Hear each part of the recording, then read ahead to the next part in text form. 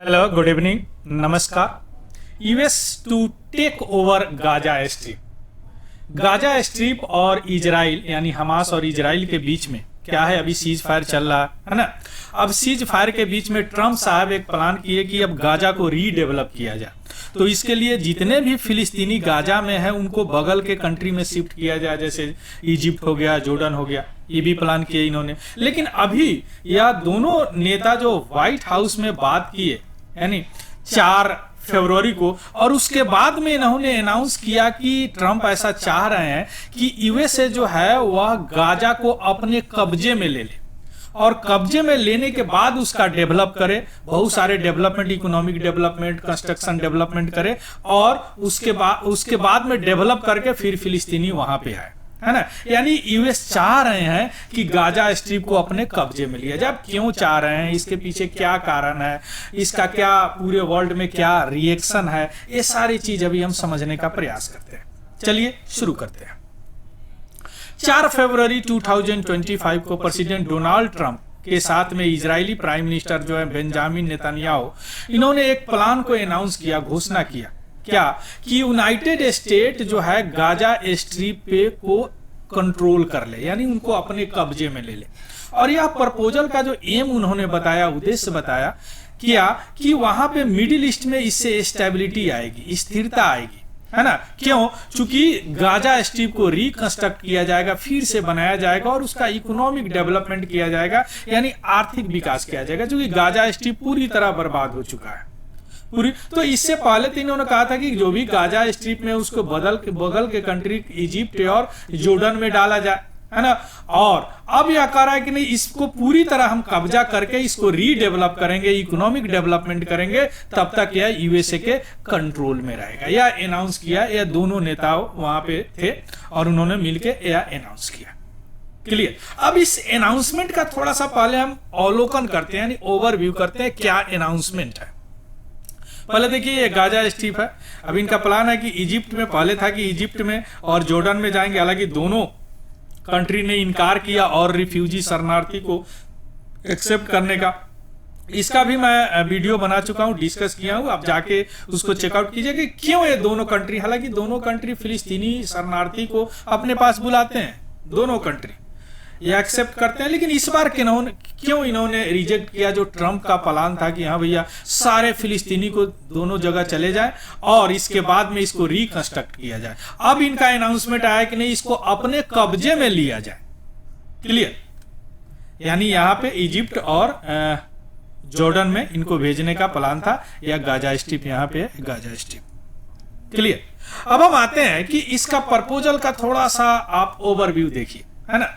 क्या है, यूएस चाह रहे हैं कि गाजा पर कब्जा पूरी तरह रहे, लेकिन ट्रम्प साहब ने अनाउंस किया है कि यूएसए का एक प्लान है कि गाजा को लॉन्ग टर्म के लिए उसको अपने पास रखा जाए, यानी उस पर कब्जा किया जाए लॉन्ग टर्म के लिए। और इसका एम इन्होंने बताया to redevelop into the river for the middle east. Riviera मतलब होता है कि नदी के किनारे, यानी समुद्र के किनारे कोई बड़ा सुंदर सा जगह होता है ना, उसको रिवियरा बोलते हैं। तो गाजा स्ट्रिप क्या है, या मिडिल ईस्ट का एक रिवियरा है ना। देखिए यहाँ पे यह मेडिटेरियन सी और यहाँ पे गाजा स्ट्रिप है। यह बहुत सुंदर जगह है। अगर यहाँ पे इस तरह का व्यवस्था नहीं होता, लड़ाई झगड़ा वार नहीं होता, बहुत सुंदर जगह, एकदम समुद्र के किनारा, तो इसको यह मिडिल ईस्ट का रिवियरा बोला गया है। तो इसको रीडेवलप करेंगे ना, पुनर्विकास करेंगे, किसका, मिडिल ईस्ट का रिवियरा, यानी बहुत सुंदर जगह होता है समुद्र के किनारे, उसको रिवियरा बोलते हैं, है ना। दूसरा इनका था कि जितने भी वहां पे फिलिस्तीनी अभी हैं, फिलिस्तीनियन है, उनको रीसेटलमेंट किया जाए, यानी रीसेटल किया जाए कहां पे नेबरिंग कंट्री में, जैसे इजिप्ट और जॉर्डन में, है ना। क्योंकि गाजा अभी जो है डेथ और डिस्ट्रक्शन का एक प्रतीक हो गया है, मृत्यु और विनाश का, या ट्रम्प साहब बोल रहे हैं, है ना। हालांकि उन्होंने इस बात से इनकार नहीं किया कि वहां पे मिलिट्री डिप्लॉय करेंगे कि नहीं, वहां पे रखेंगे कि नहीं यूएस ट्रूप यानी मिलिट्री, क्योंकि वह रिकंस्ट्रक्ट किया जाएगा तो सिक्योरिटी का भी इशू आ सकता है ना। इस बात का उन्होंने इनकार नहीं किया, ऐसा नहीं कहा कि वहां पे मिलिट्री डिप्लॉय नहीं करेंगे, लेकिन हाँ उन्होंने यह कहा कि टेक ओवर करेंगे, सारे फिलिस्तीनी को बगल के देश में शिफ्ट करेंगे और वहां पे इकोनॉमिक डेवलपमेंट करेंगे, क्योंकि वह मिडिल ईस्ट का वह जो है रिवियारा है, क्या, कौन, गाजा स्ट्रिप। ये प्रपोजल का ओवरव्यू हो गया, क्लियर।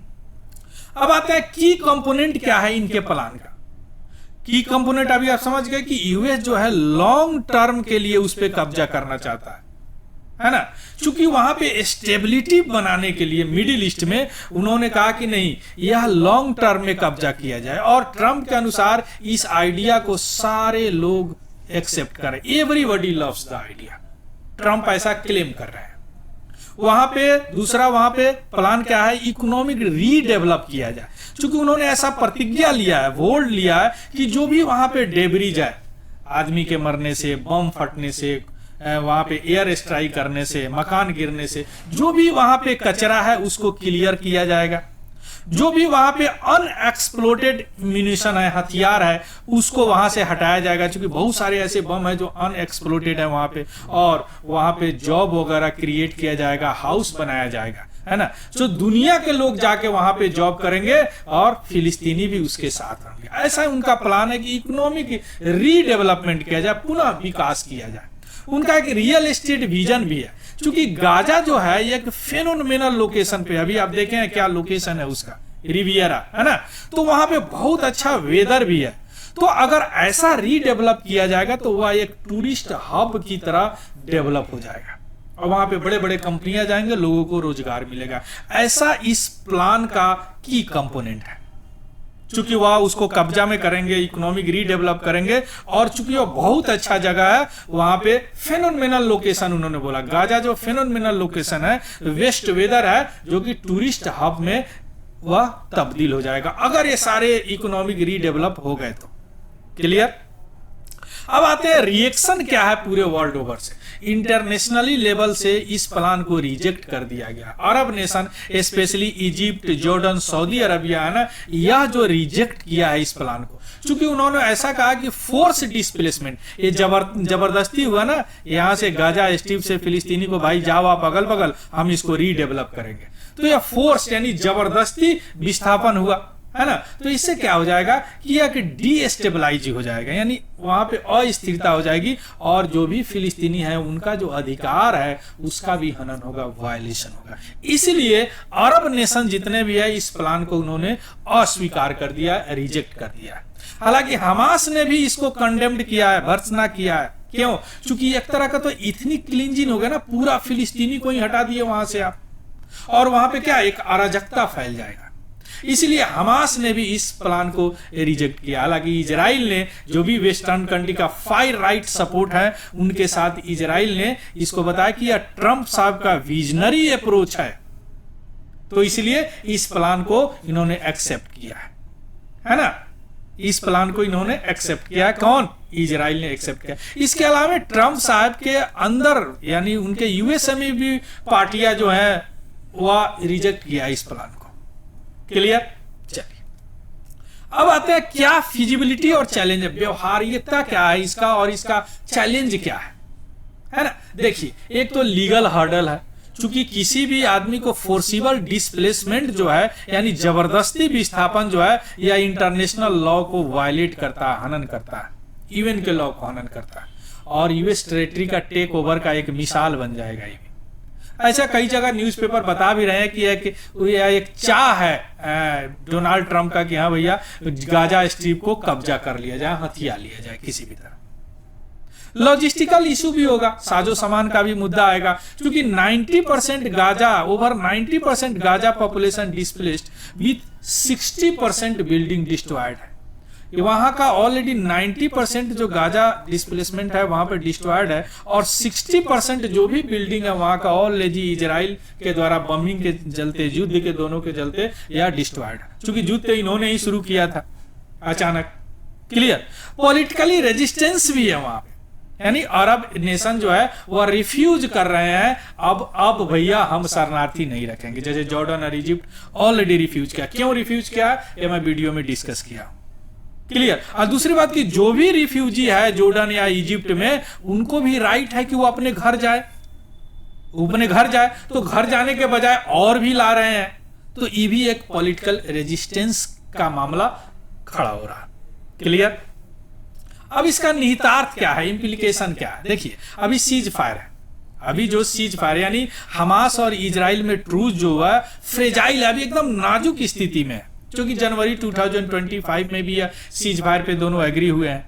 अगर इस तरह का कुछ टेंशन एस्केलेट होते हैं दोनों कंट्री में, तो क्या हो जाएगा?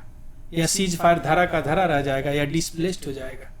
इफ अगर डिस्प्लेसमेंट एस्केलेट टेंशन, तो या क्या हो जाएगा? टूट जाएगा सीज फायर। रिस्क है ना, अभी युद्ध विराम हुआ है, इधर के जो होस्टेज है उधर जा रहे हैं, उधर के होस्टेज इधर जा रहे हैं। और दूसरी बात कि यूएस पॉलिसी में भी शिफ्ट देखा जा रहा है ना। शुरू से ही क्या है, 2 स्टेट थ्योरी है ना। या इजराइल को भी एक देश मानने की बात हो रही है, और साथ में गाजा यानी फिलिस्तीन को भी एक देश मानने की बात हो रही है। और ये तो हो गया कि एकदम यूनिलैटरल इंटरवेंशन हो गया, एकदम यूनिलैटरल। क्लियर। और रीजनल स्टेबिलिटी पे भी असर पड़ेगा, उस क्षेत्र में स्थिरता पे भी असर पड़ेगा, है ना। क्योंकि सऊदी अरबिया और भी अदर जो heart normalization talk with Israel, वह जो भी इजराइल के साथ नॉर्मलाइजेशन जो टॉक हो रहा, बातचीत हो रहा है इजराइल के साथ, वह क्या कर देंगे? बंद कर देंगे। और लास्ट में क्या होगा? ट्रम्प साहब का जो अब्राहम एकॉर्ड है ना, उसको वह भी कंप्लीट हो जाएगा। अब अब्राहम एकॉर्ड क्या है? 2020 में ट्रम्प साहब जो थे, इजराइल और जितने भी अरब कंट्री है अगल बगल में मिडिल ईस्ट में, उस सब के साथ एक सीरीज ऑफ एग्रीमेंट किए थे। यानी उनका मकसद था कि यह जो मिडिल ईस्ट है इसमें स्थिरता लाए, है ना। तो इसको बोला गया है अब्राहम एकॉर्ड, सब कंट्री के साथ अलग अलग। उनका मेन मकसद क्या है अब्राहम एकॉर्ड्स का? मिडिल ईस्ट में इजराइल के साथ सभी अरब कंट्री के साथ अच्छा संबंध हो, तो उस पर भी असर पड़ेगा। क्लियर। इसका पीडीएफ हमारा टेलीग्राम चैनल है तिवारी जनरल स्टडी, वहां पे मैं डाल दूंगा, वहां से देख लीजिएगा और उसको भी ज्वाइन कर लीजिएगा, है ना। हालांकि लिंक मैं डिस्क्रिप्शन में डाल देता हूं, है ना। और इसको अगर इससे कुछ सीखे हैं आप, तो प्लीज इसको लाइक, शेयर और सब्सक्राइब जरूर कीजिएगा। और किसी तरह का कोई डाउट हो तो कमेंट सेक्शन में बता सकते हैं आप। क्लियर। और clear. So thank you. AI international relation के लिए बहुत इंपॉर्टेंट है। So thank you, have a good day and happy learning. Thank you very much.